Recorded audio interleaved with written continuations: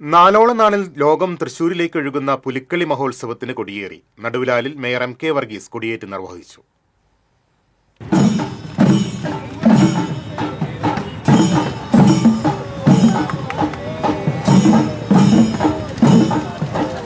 ലോക മലയാളികൾ കാത്തിരിക്കുന്ന തൃശൂരിന്റെ സ്വകാര്യ അഹങ്കാരമാണ് പുലിക്കളിയെന്ന് മേയർ എം കെ വർഗീസ് പറഞ്ഞു. പുലിക്കളി മഹോത്സവത്തിന്റെ കൊടിയേറ്റ് കർമ്മം നിർവഹിച്ച് സംസാരിക്കുകയായിരുന്നു അദ്ദേഹം. ഈ കോർപ്പറേഷൻ ഭരണസമിതിയുടെ അവസാനത്തെ പുലിക്കളി വളരെ ഭംഗിയായി നടത്തുമെന്നും മേയർ പറഞ്ഞു. ഡിവിഷൻ കൌൺസിലർമാരായ പൂർണിമ സുരേഷ്, എ കെ സുരേഷ്, പുലിക്കളി സംഘം ജനറൽ കൺവീനർ രാഹുൽ നാഥ് തുടങ്ങിയവർ സന്നിഹിതരായിരുന്നു.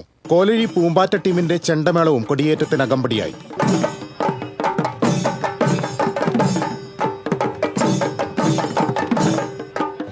ഇത്തവണ 9 പുലിക്കളി ടീമുകളാണുള്ളത്.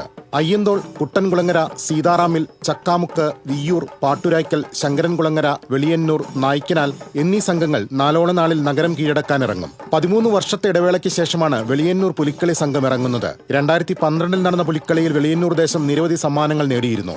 ഒന്നിനൊന്ന് വീറും വാശിയോടെയുമാണ് ഇത്തവണ ഓരോ പുലിക്കളി സംഘവും നഗരത്തിലിറങ്ങാൻ തയ്യാറെടുക്കുന്നത്. TCV news, Thrissur.